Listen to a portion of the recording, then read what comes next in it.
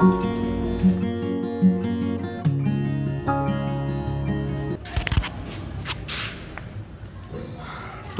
12th का first chapter relation and function. Relation क्या होता है ये जानने से पहले हमें ऑर्डर्ड पेयर समझना होगा और Cartesian product of two sets को समझना होगा। ठीक है, तो ऑर्डर्ड पेयर ये क्या होता है? पेयर मीन्स जोड़ा। तो दो नंबर्स का पेयर ले रहे हैं, यहाँ दो नंबर्स का पेयर लिया जा रहा है। चलो पहला नंबर मैंने लिया 2 और दूसरा नंबर लिया 3। ठीक है, अब सपोज कर लो कि इस पेयर का जो फर्स्ट एलिमेंट है वो किसी अरिथमेटिकल प्रोग्रेशन का फर्स्ट टर्म ए रिप्रेजेंट कर रहा है। फर्स्ट टर्म ए को रिप्रेजेंट कर रहा है और इस पेयर का जो सेकंड एलिमेंट है वो कॉमन डिफरेंस डी को रिप्रेजेंट कर रहा है। तो अगर फर्स्ट स्पेयर का फर्स्ट एलिमेंट फर्स्ट टर्म को रिप्रेजेंट कर रहा है और सेकंड एलिमेंट कॉमन डिफरेंस को रिप्रेजेंट कर रहा है तो वो अरिथमेटिकल प्रोग्रेशन क्या हो जाएगी? फर्स्ट टर्म क्या है 2, नेक्स्ट टर्म क्या होगा? डिफरेंस 3 का है तो नेक्स्ट टर्म होगा 2 + 3 क्या 5। Next term 5 + 3 8। ठीक है, नेक्स्ट टर्म 8 + 3 11 ऐसे बनेगा। ठीक है, अब तुम कहोगे सर पेयर हम 3, 2 भी ले सकते हैं, यहाँ दो नंबर है 2 3। पेयर में हम 3 को पहले अगर रख देते हैं और 2 को बाद में रख देते हैं तो तुम कहोगे कि सर कोई फर्क नहीं पड़ेगा, वो भी पेयर ही है इन्हीं दोनों नंबर्स का। बट ऐसा नहीं है, जब मैं 3 को पहले लिखूंगा, अगर मैं 3 को पहले लिखता हूं और 2 को बाद में लिखता हूं तो अब हमारा फर्स्ट टर्म क्या हो गया 3 और कॉमन डिफरेंस क्या हो गया 2। अब हमारा अरिथमेटिकल प्रोग्रेशन क्या होगा 3, 3 + 2 5, 5 + 2 7, 7 + 2 9। तो देख सकते हो जैसे ही मैंने इन दोनों नंबर्स के पेयर का ऑर्डर चेंज किया तो हमारा अरिथमेटिकल प्रोग्रेशन क्या हो गया? चेंज हो गया।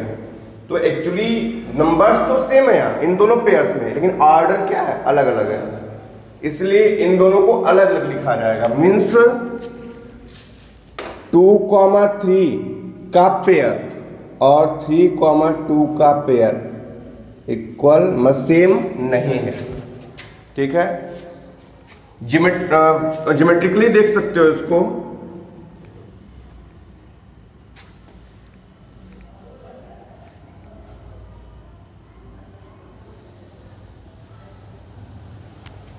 ये जो पेयर है 2, 3 ये एक अलग पॉइंट को इंडिकेट करता है और ये पेयर किसी दूसरे पॉइंट को इंडिकेट करता है। ये दोनों पेयर सेम पॉइंट को इंडिकेट नहीं करते हैं, इसलिए दोनों सेम पेयर है ही नहीं।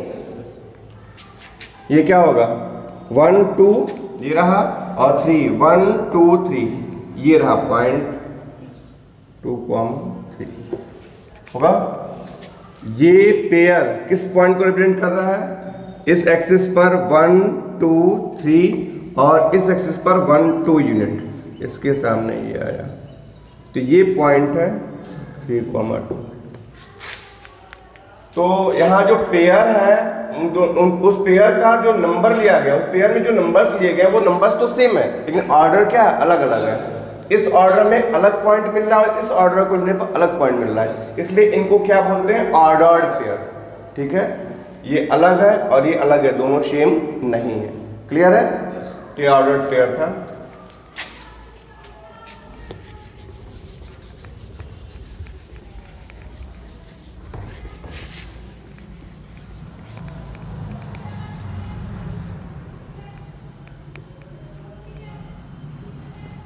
अगर कॉम्प्लेक्स नंबर के पॉइंट ऑफ व्यू से देखो तो √3, 1 और 1, √3। इस पेयर में भी नंबर सेम है, इस पेयर में भी नंबर सेम है, वही नंबर्स हैं जो इस पेयर में लिए गए थे, बट इसमें और इसमें ऑर्डर क्या है, अलग अलग है। ये अलग कॉम्प्लेक्स नंबर को रिप्रेजेंट करेगा और ये पेयर अलग कॉम्प्लेक्स नंबर को रिप्रेजेंट करेगा।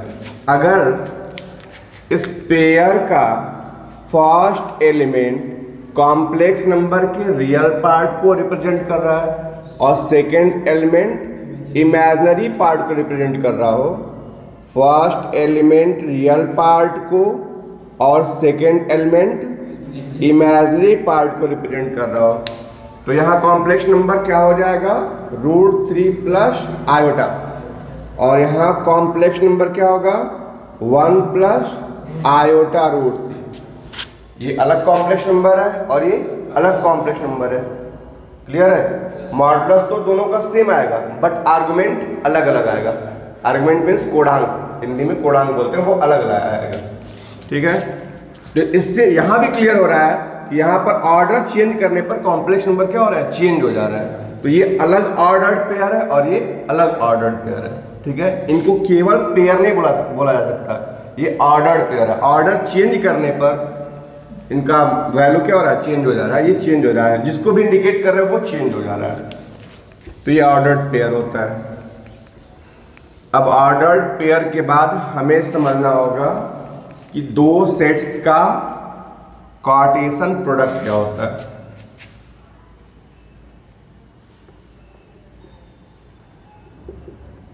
Cartesian product of two sets.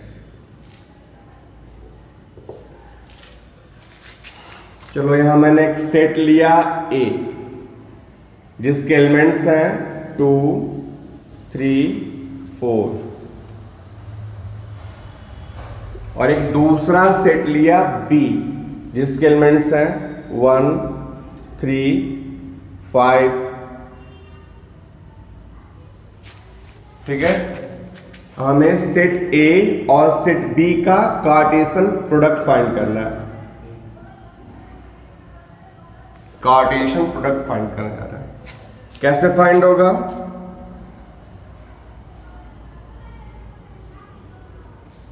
Set ए के एलिमेंट्स यहां लिखेंगे, सेट बी के एलिमेंट्स को यहां लिखेंगे।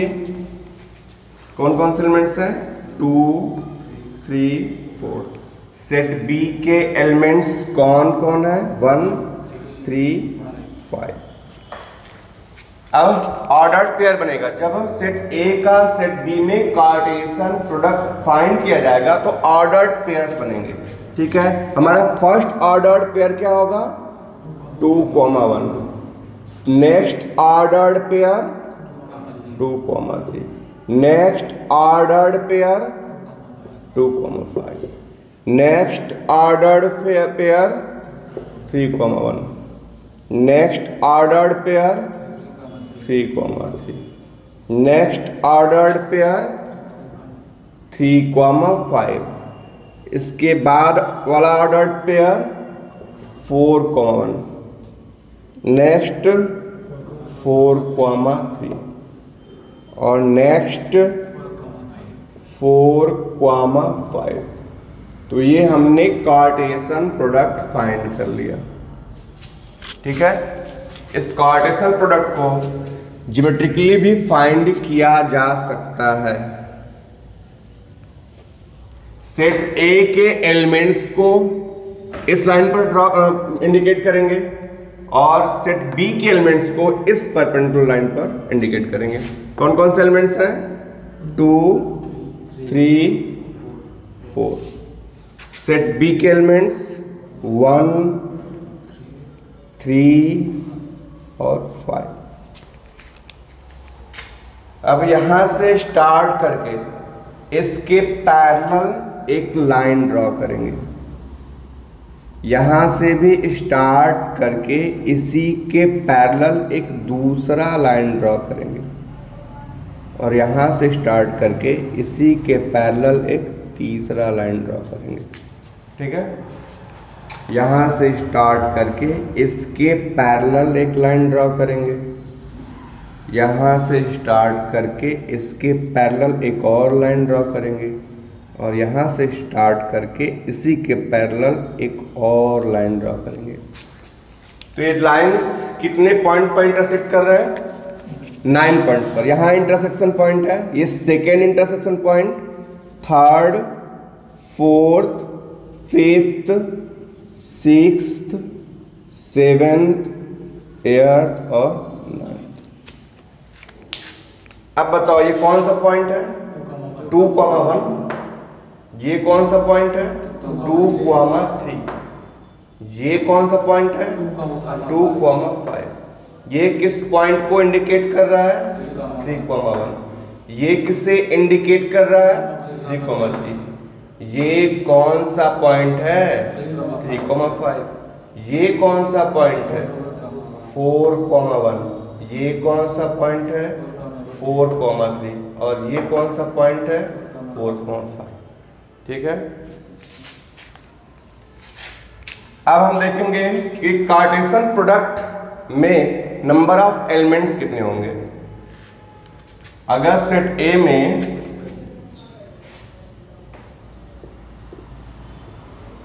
फोर एलिमेंट्स हो और सेट बी में 3 एलिमेंट्स हो, सेट ए में 4 एलिमेंट्स हो और सेट बी में 3 एलिमेंट्स हो, तो कार्टेशियन प्रोडक्ट में कितने ऑर्डर पेयर आएंगे? 4 3 जा 12। यहाँ कितने ऑर्डर पेयर? जब यहाँ 3 एलिमेंट्स थे और यहाँ भी 3 एलिमेंट्स थे, तो A क्रॉस B में कितने ऑर्डर पेयर आए? 9। 3 into 3 9।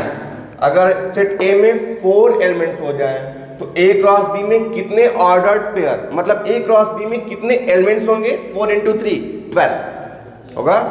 तो अगर सेट A में P एलिमेंट्स हो और सेट B में Q एलिमेंट्स हो, तो A क्रॉस B में कितने एलिमेंट्स होंगे? P into Q, PQ। अच्छा, A क्रॉस A में कितने एलिमेंट्स होंगे? सेट A क्रॉस A यहां भी लेना है, A को यहां भी लेना है, तो अगर यहां भी P एलिमेंट्स, यहां भी P एलिमेंट्स, तो A क्रॉस A में कितने elements? P into P square elements होंगे। क्लियर है? तो ये कार्टेशियन प्रोडक्ट था A और B का, सेट A और सेट B का, और A क्रॉस B में कितने एलिमेंट्स होंगे और A क्रॉस A में कितने एलिमेंट्स होंगे, ये आपको बता दिया गया। ठीक है। अब जानिए रिलेशन क्या होता है।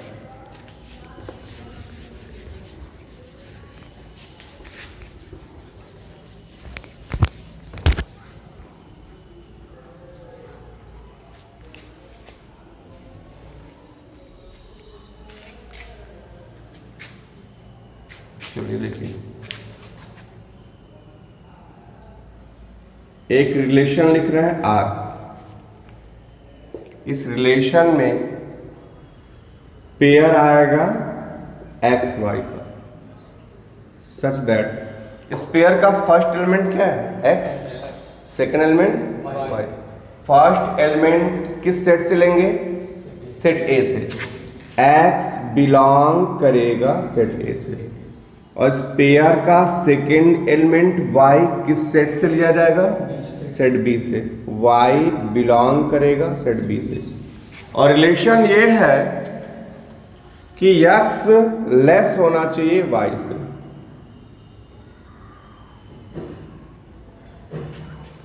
x लेस होना चाहिए y।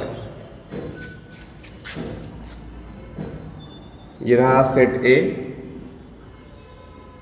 Set B, set A के एलिमेंट्स 2 3 4, सेट B के एलिमेंट्स 1 3 5।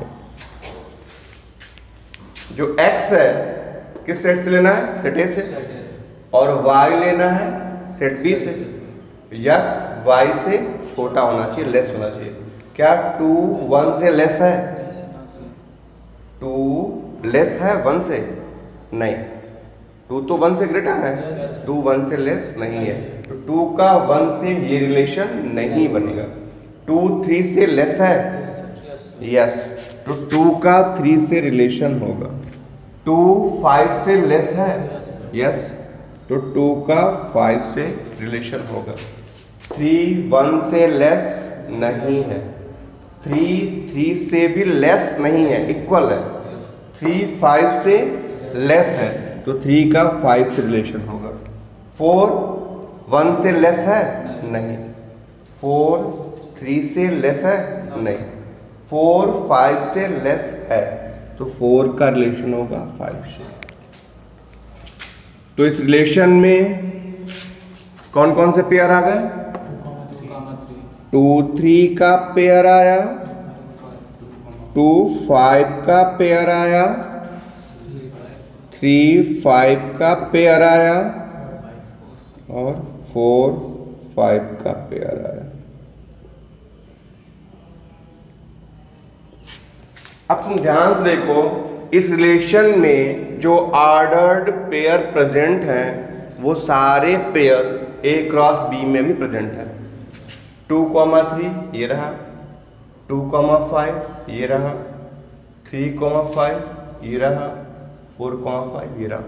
मीन्स ये सेट ऑर्डर्ड पेयर का, ये सेट इस सेट का क्या है? सबसेट। इस सेट के सारे एलिमेंट्स इसमें प्रेजेंट हैं, इसलिए ये सेट इसका क्या है? सबसेट।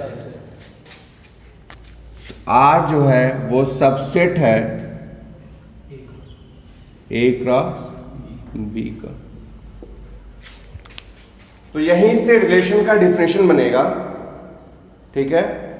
A क्रॉस B के से अगर A और B दो नॉन एम्प्टी सेट हो, अगर A और B दो नॉन एम्प्टी सेट हो, तो A क्रॉस B के जितने भी सबसेट्स होंगे वो रिलेशन कहलाएंगे। अगर A और B दो नॉन एम्प्टी सेट हो तो A क्रॉस B के ऑल सबसेट्स क्या कहलाएंगे? रिलेशन। क्लियर है? अच्छा, रिलेशन में नंबर ऑफ एलिमेंट कितने होंगे?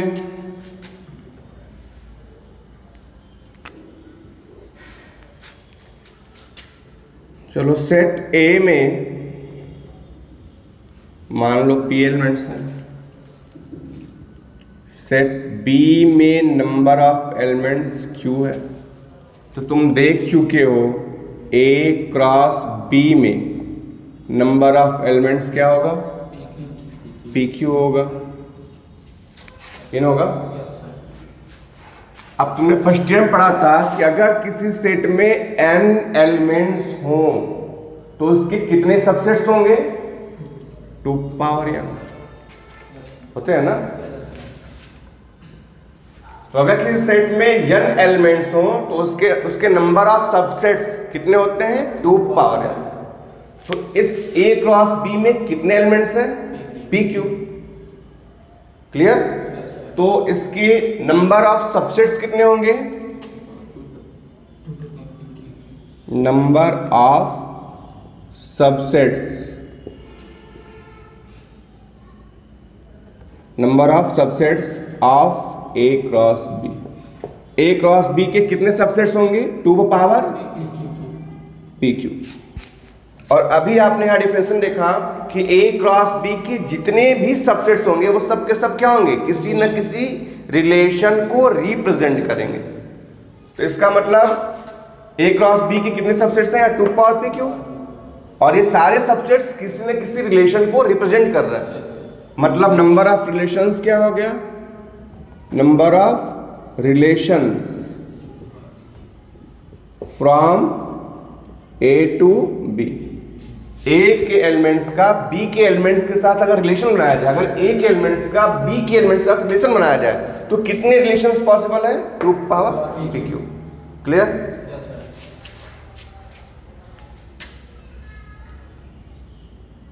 अच्छा, नंबर ऑफ, चलो इसको पहला पॉइंट कर देते हैं, ये दूसरा point. Number of relations from A to A।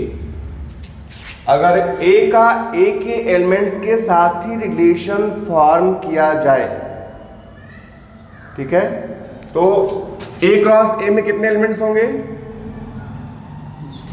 Set ए के एलिमेंट्स का सेट ए के एलिमेंट्स के साथ ही कार्टेशियन प्रोडक्ट लिया जाए तो ए क्रॉस ए में कितने एलिमेंट्स होंगे? P square. क्लियर? ए क्रॉस ए में इतने एलिमेंट्स हो गए। अब इसके जितने भी सबसेट्स होंगे वो सब के सब किसी न किसी रिलेशन को रिप्रेजेंट करेंगे। तो number of relation from A to A कितना हो जाएगा? 2 की पावर पी स्क्वायर। क्लियर है? तो इससे कंपटीशन में छोटे मोटे क्वेश्चंस आते रहते हैं। तो ये था क्या? रिलेशन। ये था हमारा रिलेशन। यहां से क्लियर है? ऑर्डर्ड पेयर क्या होता है समझ में आ गया? कार्टेशियन प्रोडक्ट कैसे फाइंड किया जाता है समझ में आ गया? और रिलेशन का डिफिनीशन क्लियर है? रिलेशन क्या होता है? If a and b are two non empty set then all subsets of A cross B are known as relation. Clear है? अब रिलेशन कितने टाइप्स के होते हैं ये देखेंगे।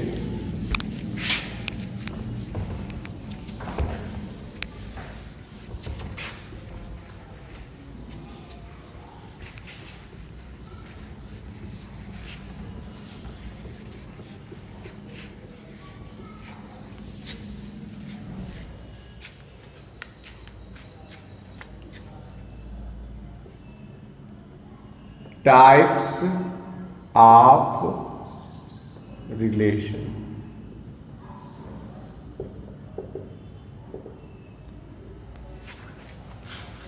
तो रिलेशन मेनली 3 टाइप्स के होते हैं।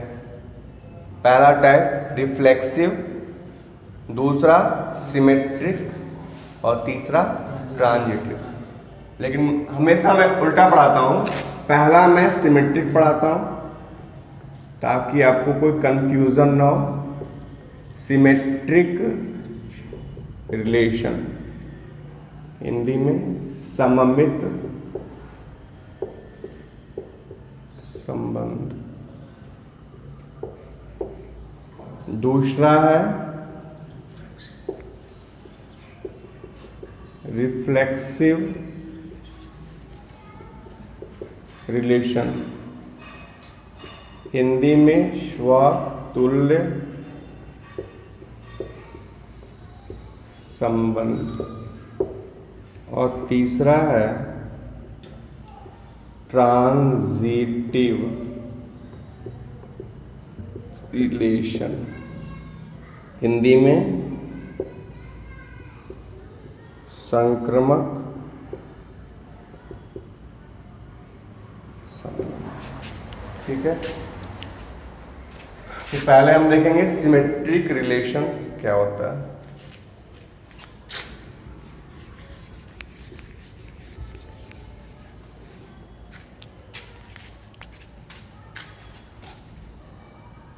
एक्स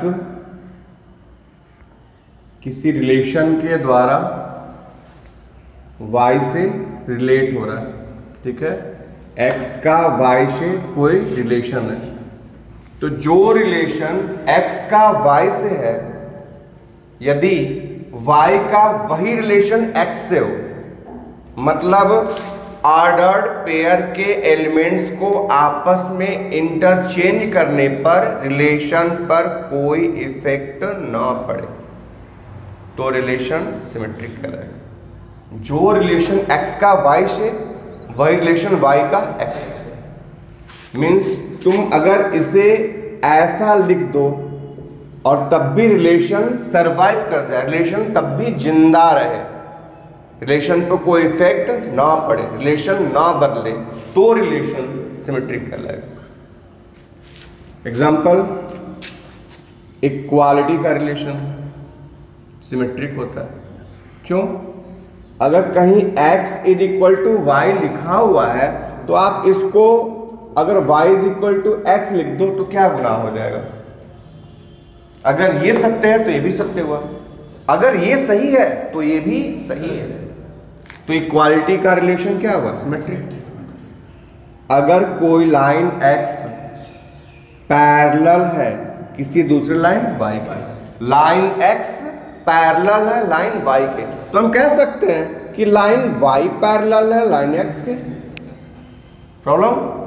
तो पैरेलल होने का रिलेशन भी क्या है? सिमेट्रिक। अगर कोई लाइन एक्स परपेंडिकुलर है line y, line x perpendicular है लाइन वाई पर, तो हम कह सकते हैं कि लाइन वाई परपेंडिकुलर है लाइन एक्स पर। तो एलिमेंट्स के पोजीशन को इंटरचेंज करने पर कोई इफेक्ट नहीं पड़ रहा, ठीक है। रिलेशन अब भी जिंदा है, अब भी सर्वाइव कर रहा है, तो ऐसा रिलेशन क्या कहलाएगा? सिमेट्रिक रिलेशन कहलाएगा, ठीक है। वही लेस देन का रिलेशन, अगर x लेस है y से, अगर x y से छोटा है, तो क्या हम y को x से छोटा कह सकते हैं? अगर x y से छोटा है, ये दिया हुआ है कि x y से छोटा है, तो हम y को x से छोटा लिख सकते हैं? नहीं लिख सकते हैं, तो छोटा होने का रिलेशन सिमेट्रिक नहीं हुआ। क्लियर है? अगर कोई नंबर है x जो कंप्लीटली किसी दूसरे नंबर y को डिवाइड कर रहा है, x कंप्लीटली y को डिवाइड कर रहा है, तो क्या हम कह सकते हैं कि y कंप्लीटली x को डिवाइड कर रहा है? कह सकते हैं? नहीं। अगर 2 कंप्लीटली 8 को डिवाइड कर रहा है, तो हम नहीं कह सकते कि 8 कंप्लीटली 2 को डिवाइड कर रहा है। कह सकते हैं? नहीं। तो डिविजिबिलिटी का जो रिलेशन है, डिविजिबिलिटी का रिलेशन वो सिमेट्रिक नहीं होगा, ठीक है। तो कुछ रिलेशन सिमेट्रिक है, कुछ रिलेशन सिमेट्रिक नहीं है। वो रिलेशन जिसमें ऑर्डर्ड पेयर के एलिमेंट्स को आपस में चेंज करने पर कोई इफेक्ट नहीं पड़ता, वो रिलेशन क्या कहलाते हैं? सिमेट्रिक रिलेशन कहलाते हैं, ठीक है। अगर किसी रिलेशन में एक्स वाई का पेयर आया हुआ है और उसी रिलेशन में वाई एक्स का भी पेयर आया हुआ है, तो वो रिलेशन क्या कहलाएगा? सिमेट्रिक रिलेशन कहलाएगा।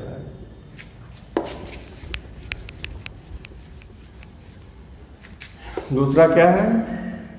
दूसरा है रिफ्लेक्सिव रिलेशन, ठीक है। जो रिलेशन x का y से, अगर वही रिलेशन x का सेल्फ से हो, x का स्वयं से हो, मतलब सेकेंड एलिमेंट की जगह फर्स्ट एलिमेंट को ही लिख दें और रिलेशन पर कोई इफेक्ट ना पड़े, रिलेशन सरवाइव करे, रिलेशन जिंदा रहे, तो रिलेशन क्या कहलाएगा? रिफ्लेक्सिव। जैसे अगर x is equal to y लिखा है और जैसे ही मैंने y की जगह x लिख दिया, तो क्या ये गलत हो गया? x is equal to x सही नहीं है? कोई नंबर खुद के इक्वल होता है तो इक्वालिटी का रिलेशन रिफ्लेक्सिव है, ठीक है। अभी आपने देखा था कि डिविजिबिलिटी का रिलेशन सिमेट्रिक नहीं था बट रिफ्लेक्सिव है। अगर x y को डिवाइड कर रहा है कंप्लीटली, और अगर मैं इस y की जगह x को लिख दूं, तो क्या x खुद को कंप्लीटली डिवाइड नहीं करता है? 5 खुद 5 को कंप्लीटली डिवाइड नहीं करता है? करता है। तो डिविजिबिलिटी का रिलेशन सिमेट्रिक तो नहीं था बट रिफ्लेक्सिव है। क्लियर है?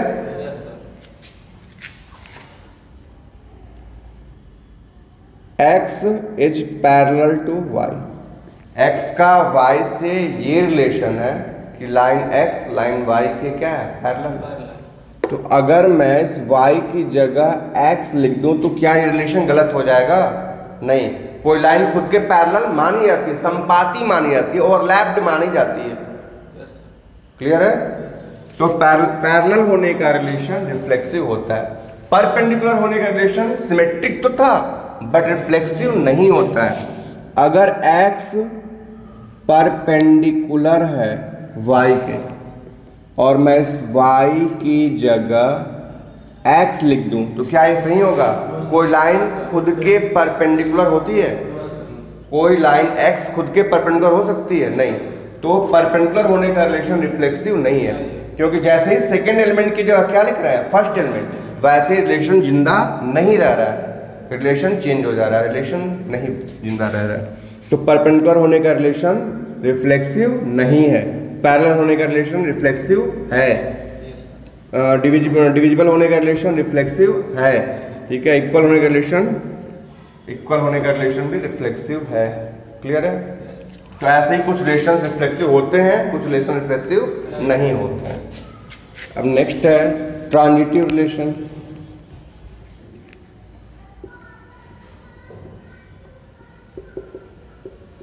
ट्रांजिटिव रिलेशन, x का कोई रिलेशन है y से, और जो रिलेशन x का y से है वही रिलेशन y का z से भी है। जो रिलेशन x का y से है वही रिलेशन y का z से है। अब अगर ऐसा होने पर, इन दोनों के सत्य होने पर, ठीक है, इन दोनों के सत्य होने पर अगर ये भी सत्य हो जाए कि x का वही रिलेशन z से निकल जाए, जिस रिलेशन के द्वारा x y से कनेक्ट हो रहा है और y z से कनेक्ट हो रहा है, अगर उसी रिलेशन के द्वारा x z से कनेक्ट हो रहा हो तो रिलेशन क्या कहलाएगा? ट्रांजिटिव कहलाएगा, संक्रामक संबंध कहलाएगा। जैसे अगर कहीं लिखा हुआ है x is equal to y और y is equal to z, ये लिखा हुआ है, तो आप इसे x is equal to z लिख सकते हो कि नहीं? x y के बराबर और y z के बराबर, तो x z के बराबर हुआ कि नहीं हुआ? तो इक्वालिटी का रिलेशन क्या हुआ? ट्रांजिटिव। ठीक है। अगर x पैरेलल है y के और y पैरेलल है z के, x y के पैरेलल है और y z के पैरेलल है, तो x z के पैरेलल हुआ कि नहीं? होगा। ये लाइन x पैरेलल है y के और y पैरेलल है z के, तो x z के पैरेलल हुआ कि नहीं हुआ? होगा। x भी z के पैरेलल होगा। अगर ये दोनों सत्य हैं तो ये भी सत्य होगा। अगर x y के पैरेलल है और y z के पैरेलल है तो कंफर्म है x भी z के पैरेलल होगा। तो पैरेलल होने का रिलेशन क्या है? ट्रांजिटिव है। ठीक है। अगर x लेस है y से और y लेस है z से, जो रिलेशन x का y से है वही रिलेशन y का z से होना चाहिए। ठीक है। तो x y से छोटा है और y किससे छोटा है? z से छोटा है। z से छोटा y और y छोटा x, तो x z से छोटा हुआ कि नहीं हुआ? होगा। x लेस होगा z से, होगा। तो लेस होने का रिलेशन सिमेट्रिक नहीं था, रिफ्लेक्सिव भी नहीं था, बट ट्रांजिटिव है। ठीक है। परपेंडिकुलर होने का रिलेशन, ये लाइन x परपेंडिकुलर है लाइन y पर, लाइन x परपेंडिकुलर है लाइन y पर, और लाइन y परपेंडिकुलर है लाइन z पर। ये y परपेंडिकुलर है z पर, x परपेंडिकुलर y पर और y परपेंडिकुलर z पर। तो टू डायमेंशनल ज्योमेट्री में क्या x z पर परपेंडिकुलर हो पाएगा? नहीं, पैरेलल हो गया ना। तो अगर x y के परपेंडिकुलर हो और y z के परपेंडिकुलर हो तो x z के परपेंडिकुलर नहीं होगा। तो परपेंडिकुलरिटी का रिलेशन ट्रांजिटिव नहीं होता है। तो इसमें भी कुछ रिलेशंस ट्रांजिटिव होते हैं, कुछ रिलेशन ट्रांजिटिव नहीं होते। ठीक है।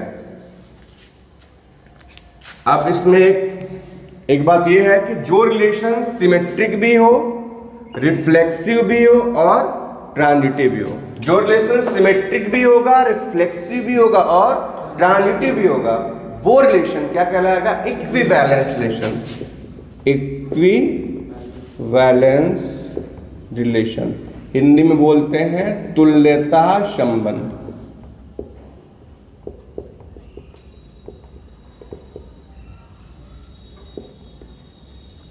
ऐसा संबंध जो सिमेट्रिक भी हो, रिफ्लेक्सिव भी हो और ट्रांजिटिव भी हो, वो रिलेशन क्या कहलाएगा? इक्विवैलेंस रिलेशन है। ठीक है। तो ये रिलेशन समझ में आया तीनों, सिमेट्रिक, रिफ्लेक्सिव और ट्रांजिटिव।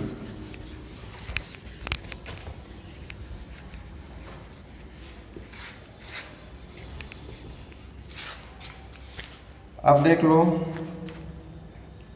डोमेन क्या होता है? रिलेशन का डोमेन, ठीक है, रिलेशन का रेंज और रिलेशन का कोडोमेन, ठीक, और इनवर्स रिलेशन, इनवर्स रिलेशन। चलो किसी रिलेशन में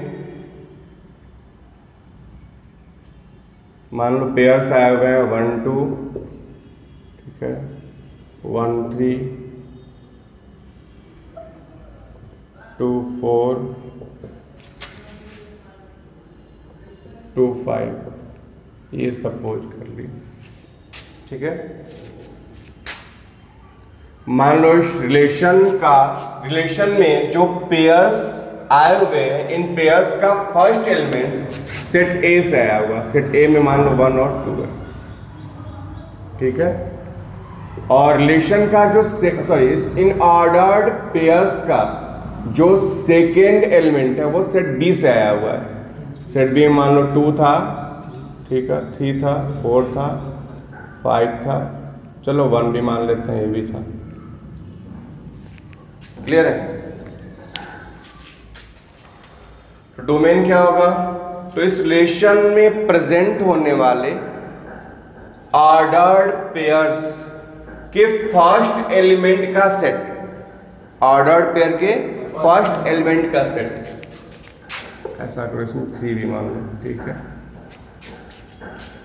तो इस रिलेशन में प्रेजेंट होने वाले ऑर्डर्ड पेयर्स के फर्स्ट एलिमेंट कौन से हैं? 1 है और 2 है, तो डोमेन में केवल 1 और 2 आएगा।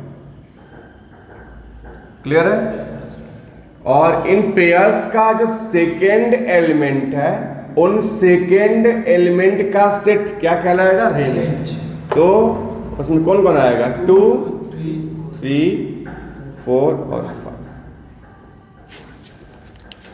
और ये जो इन पेयर्स के सेकेंड एलिमेंट जिस सेट से लिए गए हैं वो पूरा सेट क्या कहलाता है? कोडोमेन।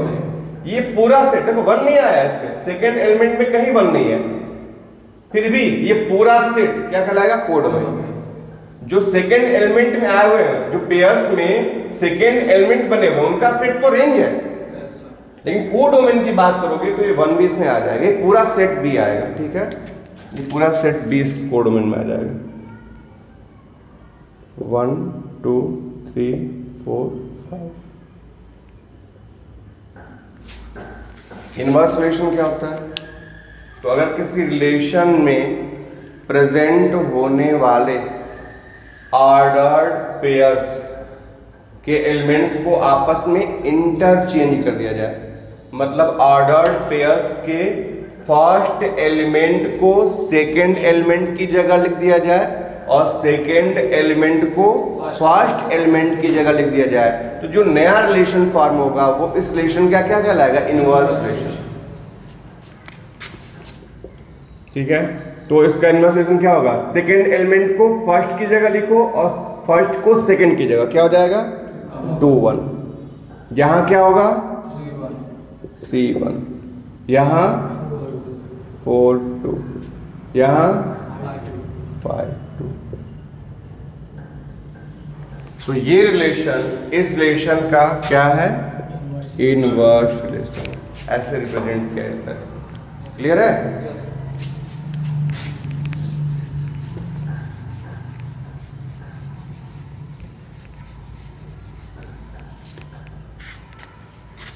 मान लो कोई सेट ए है जिसके एलिमेंट्स हैं 1 2 3 4 5 6 7 8 9 10 11 12 13 14, ठीक है। एक रिलेशन फॉर्म करना है जिसमें पेयर आएगा एक्स वाई का, सच दैट x को भी a से ही लेना है और y को भी a से ही लेना है। और रिलेशन ये है कि x minus 3y equal to 0 होना चाहिए। x और y ऐसे होंगे कि x माइनस 3y क्या हो जाए, 0। क्लियर? तो देखो इस रिलेशन में कौन आएगा, इसको तुम लिख सकते हो ऐसे, x is equal to 3y लिख सकते हो।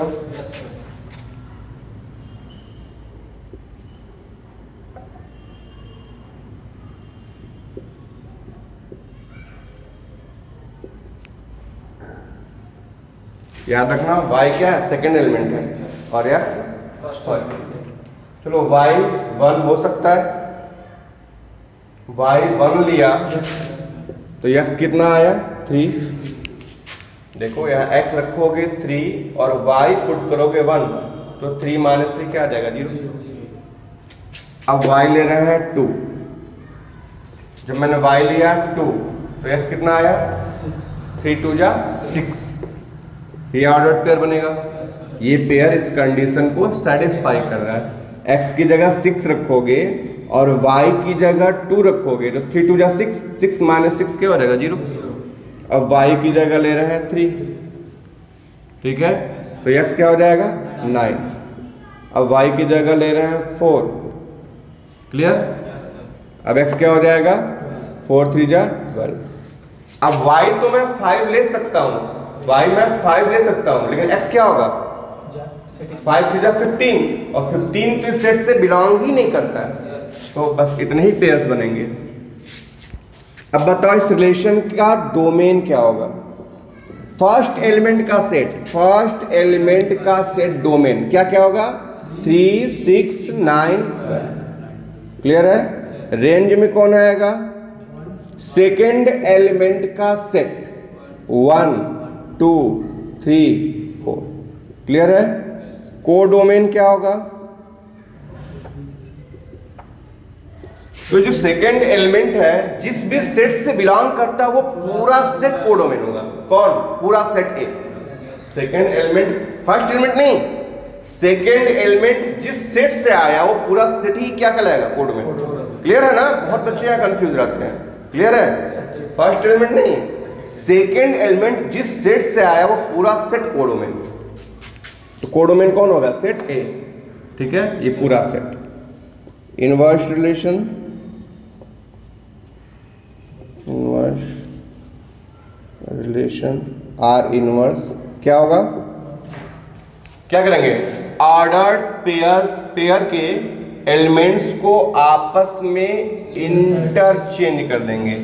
सेकेंड एलिमेंट को फर्स्ट एलिमेंट बना दिया और फर्स्ट एलिमेंट को सेकेंड एलिमेंट। यहां भी इंटरचेंज कर दो, क्या होगा, 2 6, यहां भी चेंज कर दो 3 9, और यहां 4 12।